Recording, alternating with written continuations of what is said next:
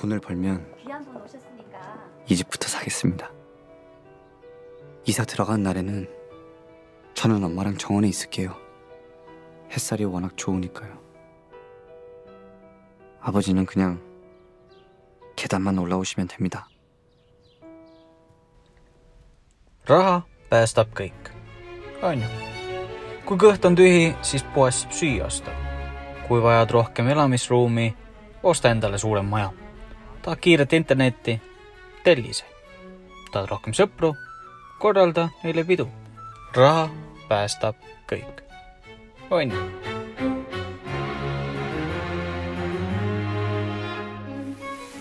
반지하 냄새야.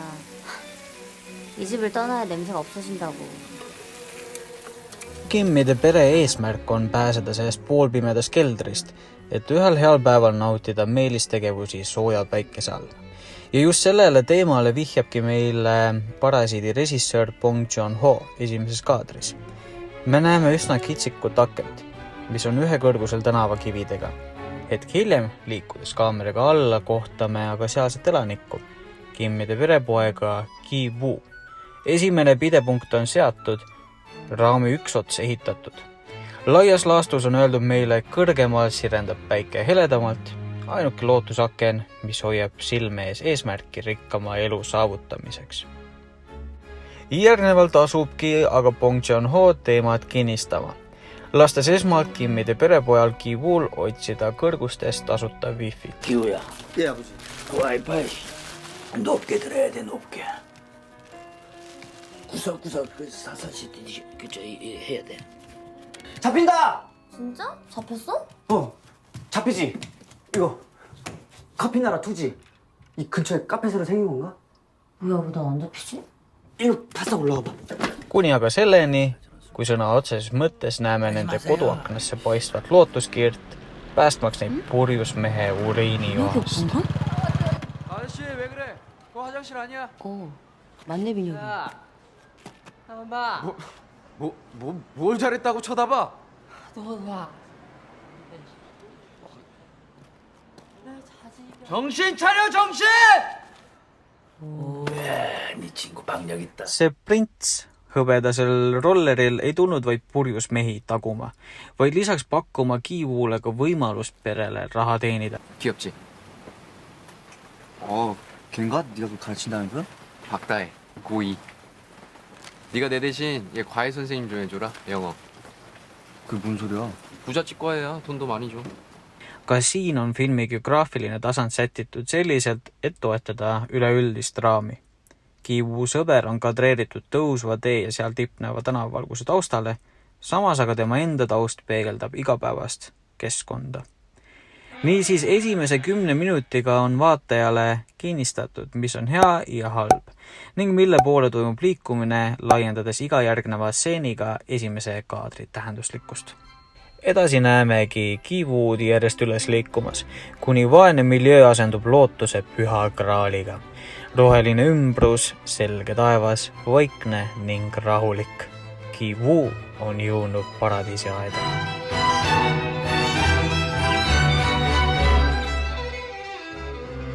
Temast saab Parkide peretütre uus inglise keele koduõpetaja. Kimmide pere asendab nutikusega ka ülejäänud senised koduabilised.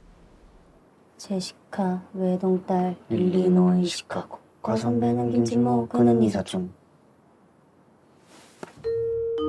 Peretütres Ki Youngist saab Parkide pesamuna kunstiterapeut, pereisast Ki Taekist sohver ja pereemast Chang Sukist uus koduabiline, asendades kauaaegset Moon Hwangi.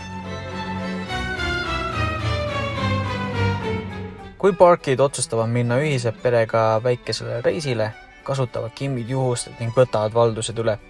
See on tipphetk Kimmide pere jaoks. Tänavakivi kõrgune koduaken on asendunud üleelu suurusega. Väike justkui tundub säravat enam kui kunagi varem. 물 하나 줄까?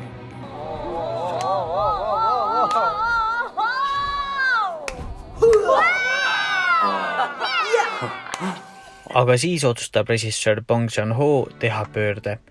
Kui päike laskub teisele poole maakera ning väljas välgub äike, hakkab lootuspendel teise suunda liikuma.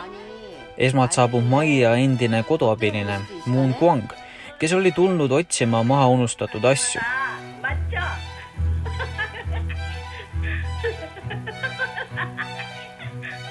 아무튼 부엌 지하실에 제 물건을 깜빡 놔두던 게 있어가지고요.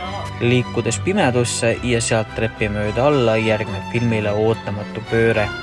Selgub, et keldrisse ehitatud salajases punkris elab teinegi pere.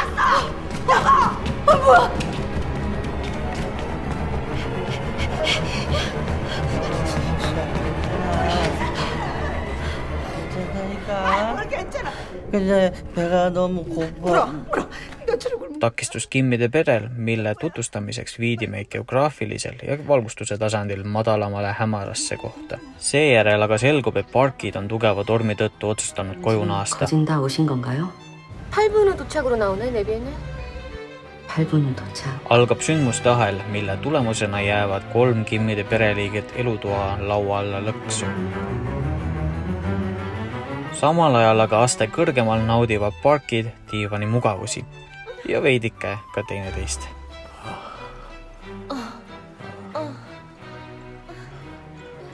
Aga ka siinkohal ei ole Bong Joon-ho eemaldunud kinnitatud raamist ning kasutab misantseeni loomisel selgelt esimese kaadri stiili. Näeme geograafilisel tasandil kõrgemal rikkust ja mugavust, aga alumisel vastupidist.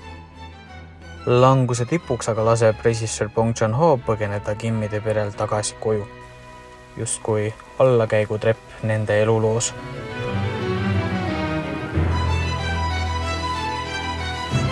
Oleme jõudnud pendli teise otsa, ehk teisisõnu madalpunkt.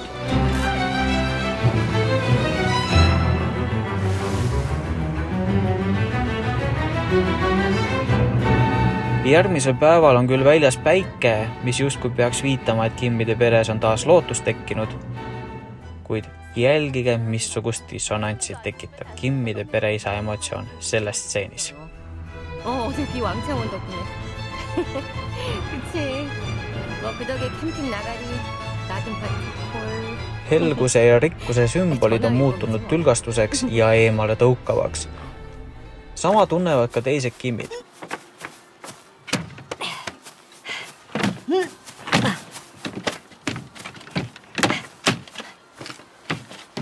마지막 애가 아직 자요.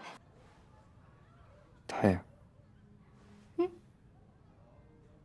나 잘 어울려? 뭐가?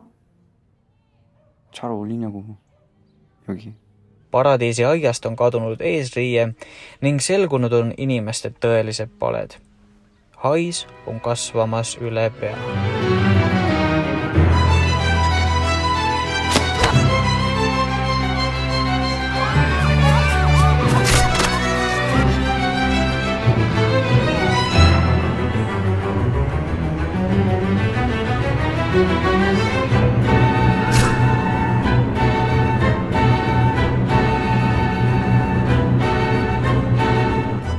Kogu sündmuste ahel lõpeb Kimmide pere kahjuks. Isa on lõksus Parkide maja keldris. Poeg peavigastusega haiglas. Tütar on surnud ning ema murest murtud. Õhku jääb vaid küsimus, mis saab edasi?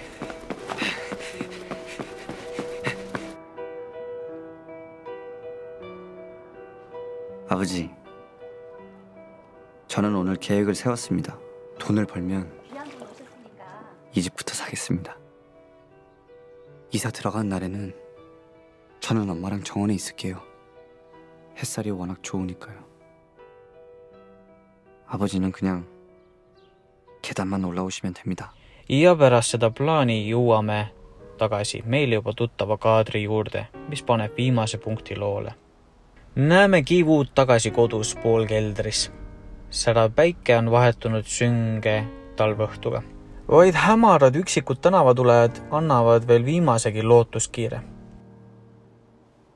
그날이 올 때까지 건강하세요. Seda seni, kuni kaamera peatub peategelase Kivu peal. 그럼 이만. Raam on nüüd lõpetatud. Plaan on küll olemas, kuid sisimas me teame, et ta ei suuda iial Parkide maja raosta.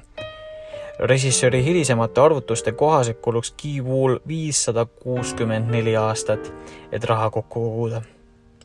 Igasugune illusioon helgemast lõpust on ju selgelt purunenud.